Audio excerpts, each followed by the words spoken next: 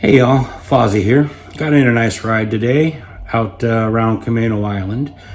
Got off I-5 there in Lakewood and headed on up the back way into Stanwood and out and around Camano Island.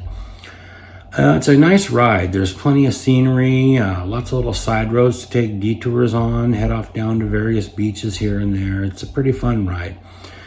Not very many twists and turns. There's not a lot of steep hills or anything, so it's not too terribly technical. Something I would definitely recommend for someone who was a novice to intermediate rider, someone getting to know their machine. You can go for a nice group ride out there and not really worry about getting in over anyone's head.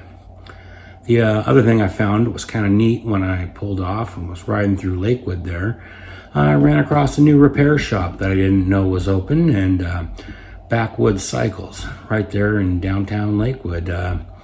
Met Ziggy, the owner. He seemed like a really nice guy. They were in there working on a couple machines and kind of hanging out on a Saturday. So if you need some work done on your bike, stop on in there to Backwoods Cycles.